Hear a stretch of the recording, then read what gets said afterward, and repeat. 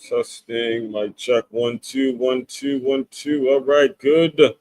Early, might as well just say go ahead and say good afternoon on another beautiful, absolutely beautiful. What's second to last Sunday, I believe? Yes, second to last Sunday of March. As you can see, I'm repping my Michigan Wolverines. So I'll tell you guys now. Yes, football wise, huge Michigan fan.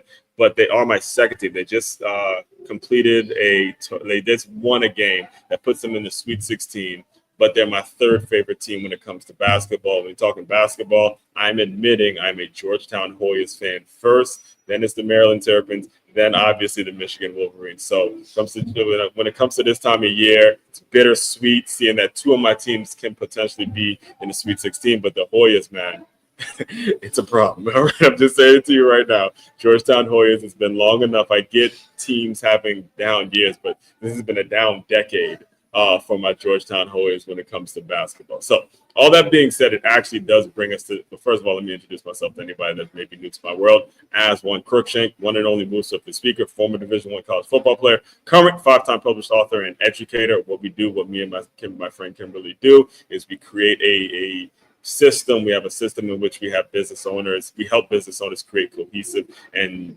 productive and eager teams to have a staff of cohesion. So, Kimberly, before I get going too much today, I'll let you introduce yourself and then we'll get into the topic.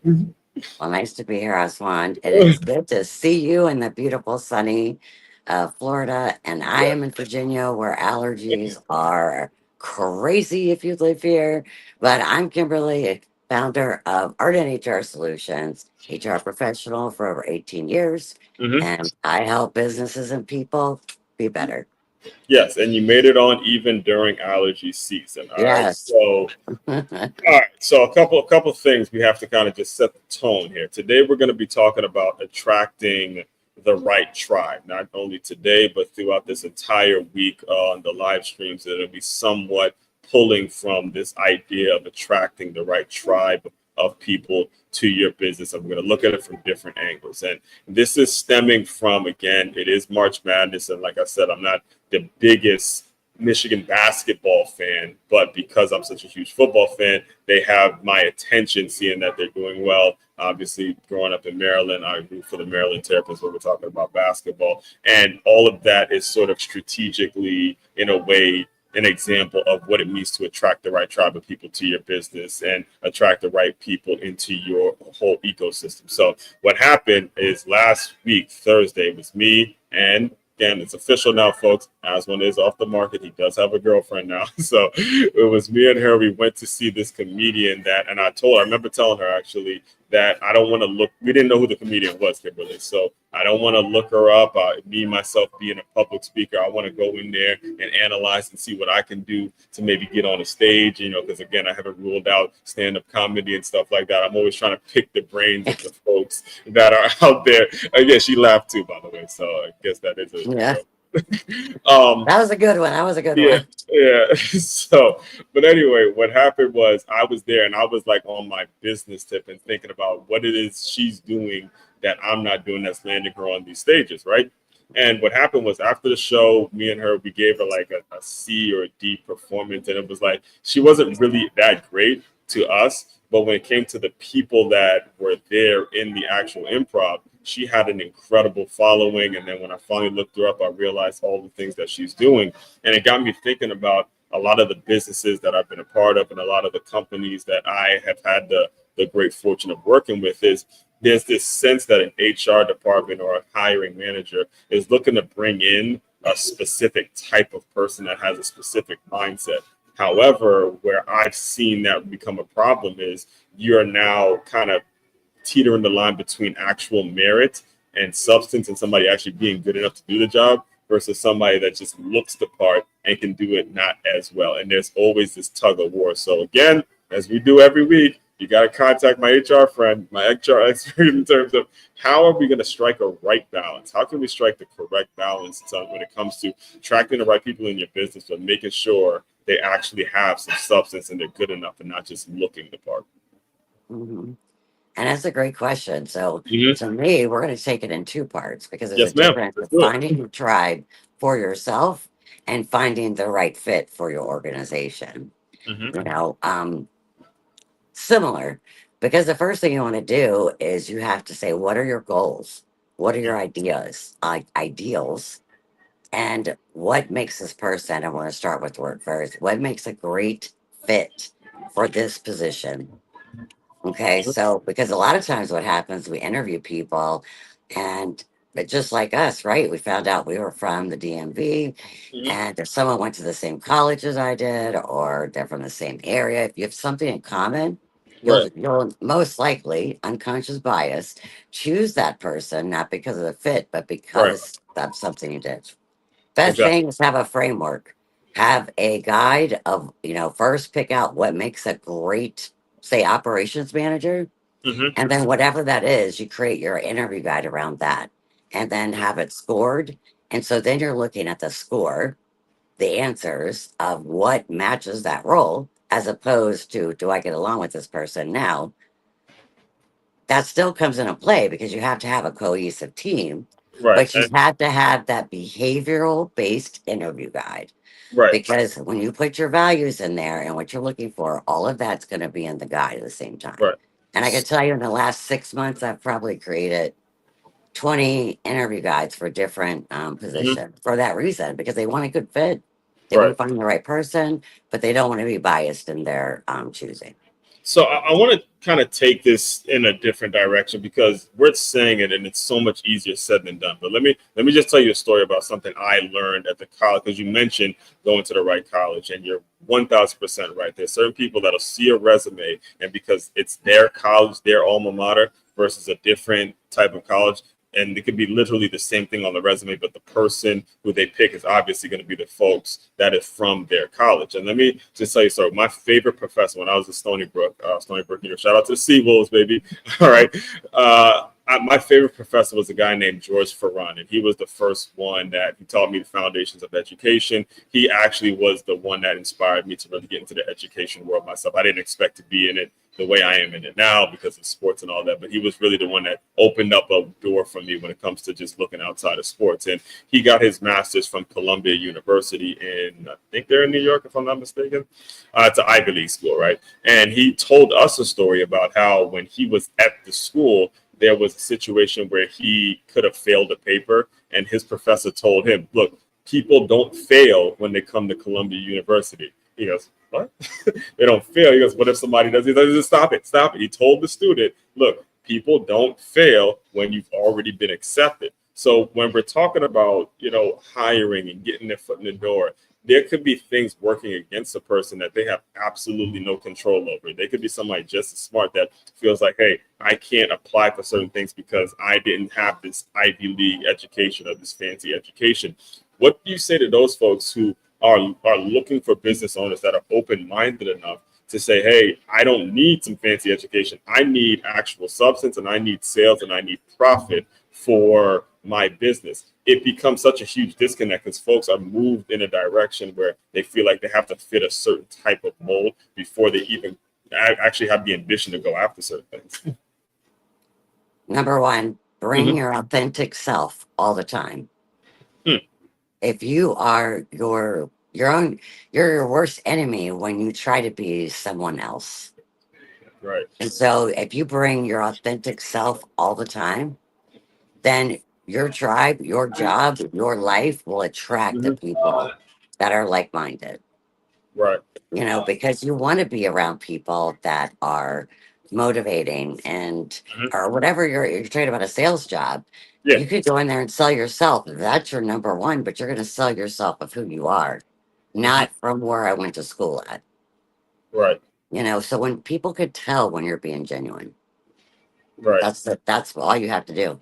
And the thing is, I'm glad you said, because this what you said, this message, it's also landing with the owner and the person. If you're all right, so if you're listening to us right now and you're responsible for hiring the right people, you have to do exactly what Kimberly said in terms of, it's more, I implore you, I encourage you, I want to make sure you're not resting on your education to keep that may have gotten you in the position. But when it comes to actually hiring the person with substance, if you're not showing up as your authentic self and you're just looking for your protege, quote unquote, I can tell you from experience, you will not survive in that leadership role. And that's, to me, that becomes such a challenge because it's gotten them to this point. It's gotten them to their corner office. It's gotten to them to their six-figure salary. It's gotten them everywhere. It's gotten them, probably got them married, got them in a situation where they're so comfortable, resting on some degree that they had, that it's like their go-to when it comes to whenever they're challenged by somebody else. So when it comes to, again, the people that we look to serve every day, who every single month, every single quarter, you find yourself replacing this employee, you find yourself people getting sick of this and getting that, just moving on. How do you get them out of that comfort zone, out of that hamster wheel where their whole life they've been told, hey, you're so good, or you have to have this certain qualification or this certain certification, and here's your six-figure salary, here's your corner office, here's the things that make you look like your success. It got you there, but hey, that comfort zone is not going to make it till you stay there. Because you got to figure out, you're going to have to figure out how to work with people who don't think like that, because that's the way business is. It's ultimate meritocracy, where at some point you actually have to be good enough at what you do. Period. Point blank. End of story. Sometimes you have to look in the mirror and say, Mm-hmm. what can I do better? Be real and honest with yourself Mm-hmm. and say, what can I do better? What do I need to be better? And you Mm-hmm. have to think differently all the time because the world of work is changing. Mm-hmm. And, Yes. Yeah. people want to like work because we're there all the time. And Yes. if you're somewhere where you don't feel valued, you don't feel heard, then you have to look. Your culture is because of you as a business owner. And Mm-hmm. so you have to ask yourself, what can I do different to make it better? As it relates to, a college degree, that's so important, Mm-hmm. right? You want people to go to school. We're not saying that. But like you Yes. said, those that grew up, life differently for them and they didn't have the opportunity, Mm-hmm. life experience. Would you rather, have someone that has life experience and has the experience in the role, or Mm-hmm. someone just out of college that has zero life experience? They're Right. two different candidates. So it depends on what you want for that role. If you want that role elevated, let's say an operations manager, you could go to, say, supply chain school and graduate. Mm-hmm. Or you could take someone that's been in the industry for 15 years and, will rock it out as step one. They'll jump into it, go. Mm-hmm. So it all depends what you need in that role. But as far as yourself and to get out of that mindset, ask Right. yourself, what do I need to do better? And then ask people. One of the best things that I've done, and I got this trick from a great trainer that I know years ago. Mm-hmm. He said, take 10 people, good, professional, personal, and just email them two questions. What do I do really, really good? And Mm-hmm. what do you think that I need to improve on? Mm-hmm. And when you get the answers back, you do something, you take action on those things, Yes. Mm-hmm. and when you take action, you will find yourself elevating yourself and therefore elevating your team. Yes. And again, to that point, folks, and I'm so happy she made the point of, we're not telling you not to go to college. It is absolutely Yeah. incredibly important that you do go to college, but it But is life the happens. experience. Life happens, and you have got to, actually, perfect. We'll keep it right there. You have to live life. Just getting in college is not going to guarantee you the No. six-figure check.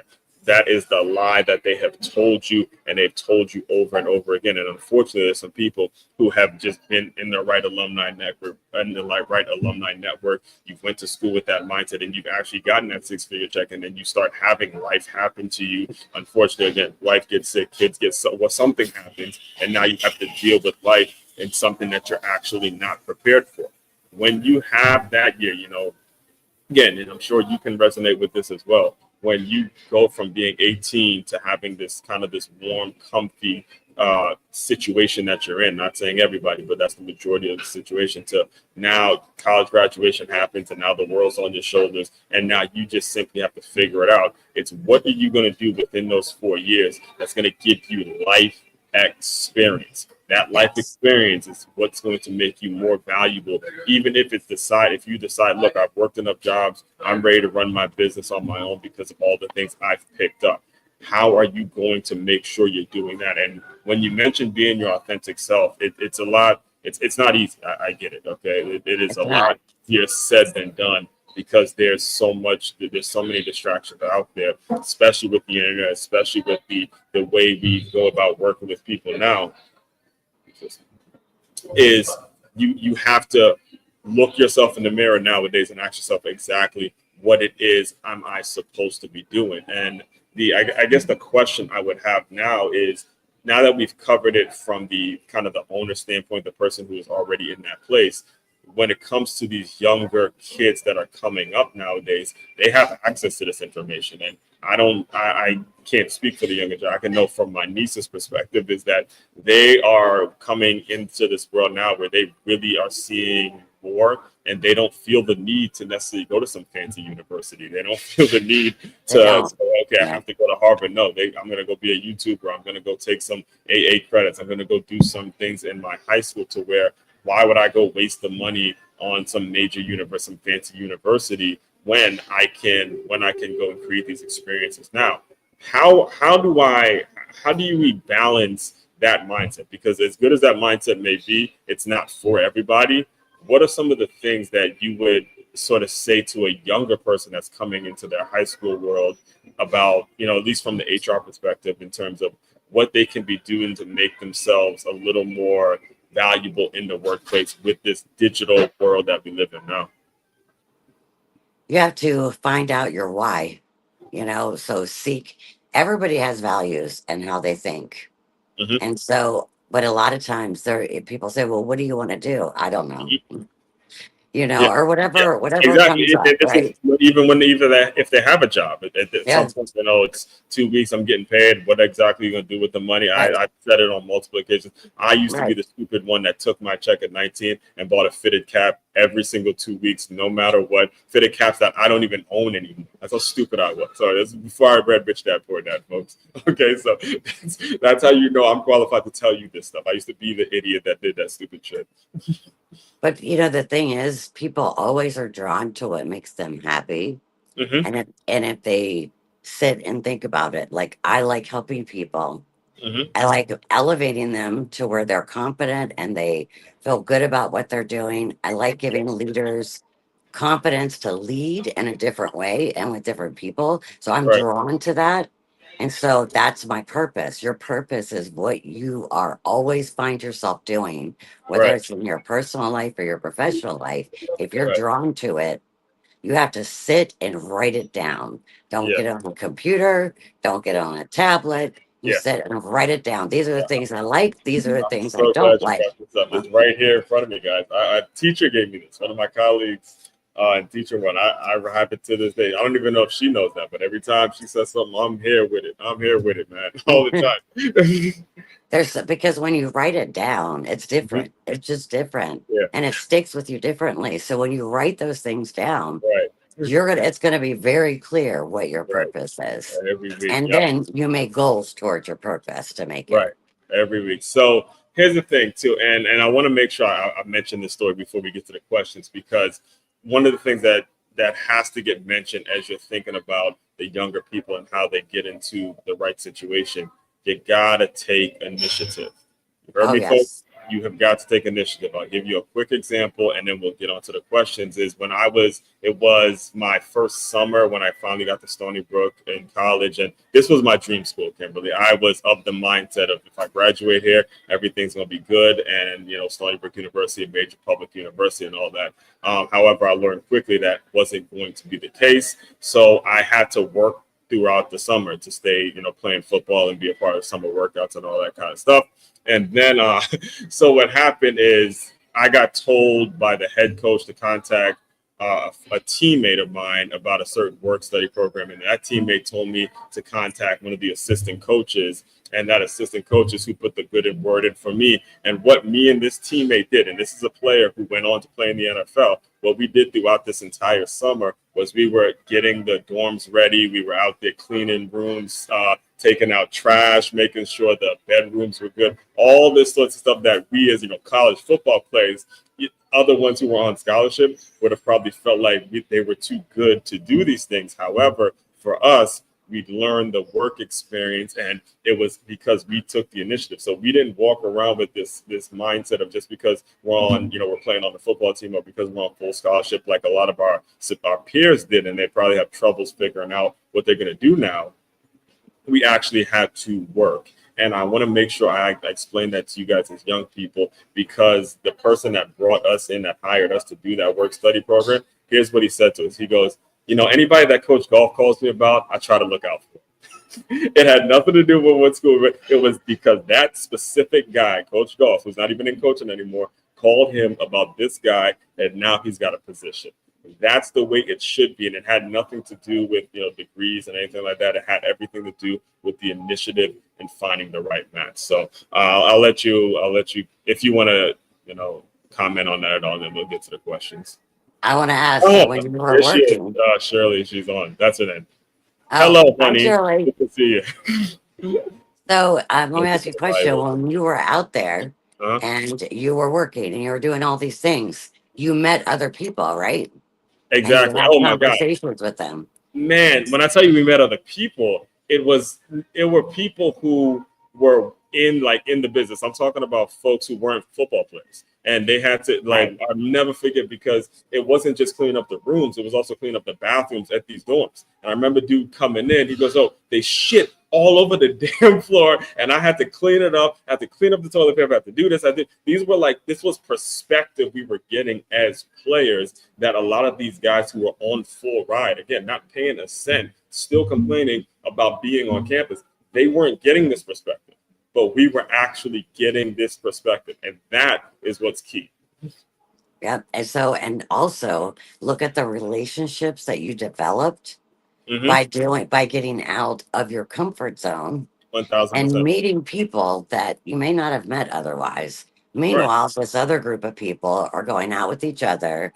They're pigeonholing themselves only to be around these same people. So Exactly. how can you grow that way if you don't put yourself out there? So Exactly. And message to the football players who have that mindset: harsh reality. 1% gonna make it. 1%. 99 of you guys in the room, one player is going to get one contract with the NFL. The rest of you all will be scrapping by. I can go story after story. I don't have time to do it now because it's only a 30-minute show, but I can go for hours upon hours on that mindset and how it actually crippled them every single day. And we used to say, me and Mike, I mean, man, shout out to Mike. I say it all the time, my favorite teammate that I've ever played with. And that's saying a lot because I've had a lot. But when it comes to those years and the fact that he went on to play in the NFL, it felt like pieces of me got there with him, because we would have these conversations. And I was kind of the lone wolf at Stony Brook, and he had two brothers that left a legacy there. And, that name, Romero, it meant a whole lot for us to be actually like, do you see what the fuck we're doing right now, bro? We're supposed to be playing ball, and we are here cleaning the regular students like shit. Like, that is crazy to me. You got me thinking about that. All right, let's get to the question, because if you don't get to the questions, we're gonna talk for hours. First one. So ChatGPT, the prompt today was the 5 questions that a business owner would ask an HR expert, obviously that being Kimberly, about how to attract the correct tribe to their business. The first one it came up with is, how can I clearly define and communicate my company's core values to attract people who truly align with our mission? I'll let you take that one first. so you have to brand it that way. Again, I talk about it every week, having that framework, and part of that is branding. You have to have a mission statement that aligns, and that mission statement is going to go everywhere. Mm-hmm. You should start. Our Yes. mission is to inspire and empower people or businesses to Mm-hmm. elevate and lead with authentic behavior. Whatever that is, everything is gonna be surrounded by that. Yes. Whether it's commercials, ads, Mm-hmm. job descriptions, everything. Yeah. So it starts with that framework and identifying the mission and the why. And the more clearly and concise you can make that, folks, the better Yep. off you're going to be. I remember being at 9 round. I was a 9 round trainer for 4 years, and the corporate folks would say stronger in 30. That was their niche. 30 minutes, you get in, you get out. There's no class times. That's what makes them their thing. Stronger in 30.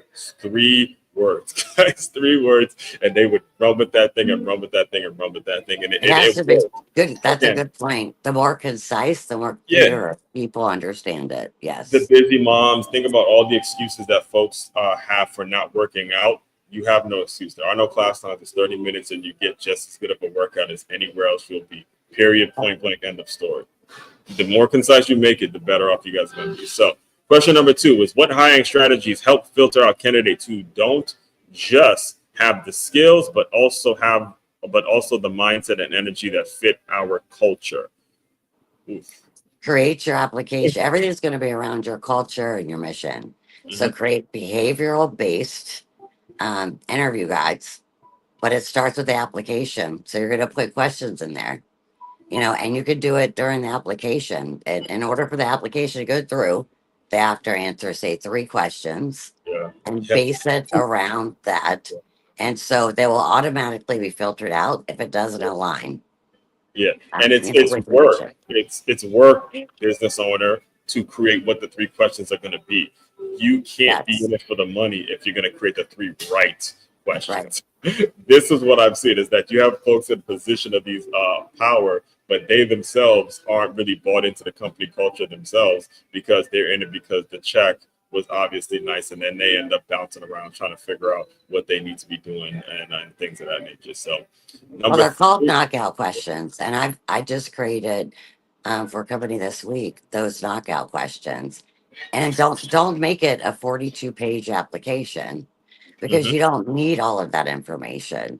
The easier you make it, and what the system is that they put their resume in, it builds their application. It's AI driven. It mhm. builds their application and then asks them 3 questions, and that's it. It literally takes them top 7 minutes to fill out the application. Hmm. Remove the barriers to get the right people. People don't want to spend 5 hours Hmm. filling out an application. I got you. I got you. All right. Question 3. How can employer branding be used effectively to draw in like minded talent and repel the wrong fit? I think actually it goes back to what we said yesterday in terms of, I mean, that's just the weeks are running like that, but last week, not yesterday, but last week, I think it kind of goes back to effective communication. When you draw in like minded folks, automatically it's going to repel the wrong fit. It really does. When you focus on the like-minded people, the people Yes. who aren't the fit, it won't connect with them. And I've seen that over and over as well, especially being in the football world. There's a lot of people that want to play football. You go and put pads on in that hot summer days and those first workouts, they say, I'm good with this real quick. I'm good with this football stuff real quick. They move off of that real quick. So Yep. I agree. We've talked about the that every week. every week. All right, so we have 2 more, and then we will. Yeah, we look like we'll get out of here exactly 30 minutes today. So, what role does onboarding play in reinforcing the company's tribe identity from day one? You kind of already alluded to this with the AI-driven model that you just talked about. So, Well, is that's there the application, not yeah. onboarding. And onboarding is when the person is hired and it's their first day at the company. Mhm, And that is the most important day because you are setting the tone for how that employee feels with the company. So mhm, if you do not have a good onboarding, and you're not showing the company's values. I've seen onboarding where the employee comes in and they sit for 5 hours and they don't do anything because they're waiting because they weren't prepared. So right. you have to have a streamlined, focused orientation for each employee. Whether Mhm, you do it in a class or whether you do it online or, it has to be something that's robust because yeah, you are setting the tone of yeah. whether they want to stay there or not. Yeah. And you do not get a second chance at a You first do not. impression. Listen, all right, this one's big, especially in the education world, fitness world, athletics world, because there's so much going on that you can get so comfortable or so you can become very monotonous in terms of the company and the work that you do every day that you assume that somebody new coming into the business is just going to pick up on the little things. You can't assume shit. All right, guys, you gotta treat that person as if they've never been a part of the company. They don't know the inner circles, they don't know the cliques. They're there to do a job, and change the culture and build something for their families and for their personal lives. You can't be selfish enough. I see it all the time. You can't be selfish enough to not make an introduction to new employees and say, this is this person's role. If you have a question regarding this, that, and the third, this is where you ask. You bring this new person on their first day of work. This is how it works around here, and make sure everything is on the table and we're starting from scratch. Because what I have seen and what I currently have living through right now is folks who want to do certain things, but it's all over the place because you have this agenda, you have that person saying this behind that person's back, and then this one wants to do this, and then this parent says this, and then this, and there has been no. Everyone is just all over the place. That's something that crosses over many industries. So you got to fix it. That's your job, business owner. Listen, I'm calling you out. You got to fix that because that'll just the thing will just get unraveled, and the whole thing will blow up. So. Great points. Great points as always, Kimberly. All right, final one. 5. How do I create a work environment that naturally retains the right people and encourages them to bring others like them into the fold? Chat GPT, I love you, but that last part of the question is, I don't know if you're going to be able to encourage others because it's only a few that's going to be a naturally retain the right people. So he said, naturally retain the right people. Yes, I'm with you, but if it's natural, a lot of others ain't going to always be the fit. So I'll let you give your thoughts on that one. So, I mean, the best employees sometimes that you can get are referrals from current employees. Right. And that all starts with, from the very beginning, like we said, a great Mm-hmm. framework. So the application, the interviewing process, the onboarding process, and then how you treat them when you get there. Then when you have a job opening, that employee that you just hired or has been there for 15 years will say, I work for a great company because Mm-hmm. there is nothing like word of mouth. That is the best advertising ever. And Mm-hmm. so if you could get a referral from your current employees, that means you're doing something right. Right. Yeah, I mean, yes, that does make sense. But what I want to do close with as business owners is the natural fit, the person who's a natural fit. It's going to start with you and how you set the tone with your business and why exactly you're doing your job. I think when you get the higher upper management and they're clearly there for their check and their comfortable salary, and you bring in a person who's not making as much, but they're showing up every day because they love what the company's all about, there needs to be powwows. So there needs to be communication. There needs to be a level of bringing a person on and getting them to see it from each other's perspective. And that's how you're going to build the culture where you're going to even get word of mouth. But you're always going to get clashes with folks that want to do it because the salary and the money's good versus people that are showing up early in their career and they love what they do to the point where they're doing pretty much the same thing for not as much money. So, all that being said, I'll give you the last word today, as I normally do. I thought we were gonna make it in 30 minutes, but this topic here, we could talk for a couple hours on this, but I I'll let you know. close it out. Well, it is up to you. And so you have to figure out what you want your business and what you want your people to look like. Hmm. So if you need help with that, I'm Kimberly with Art and HR Solutions. Visit me at artandhrsolutions.com. I'll be happy to help you. I want to thank you as always. I'm happy to be here. Stay tired Sunday. My pleasure. My pleasure. We'll see you guys next week. And for the regular consumers, just know we'll be touching on this stuff all week this week. It'll be at an earlier time since the school is on spring break. So we'll be jumping on the live streams a little earlier than normal, but the recordings are always available on YouTube as well. So everyone out there, continue to move swiftly. We will talk more soon.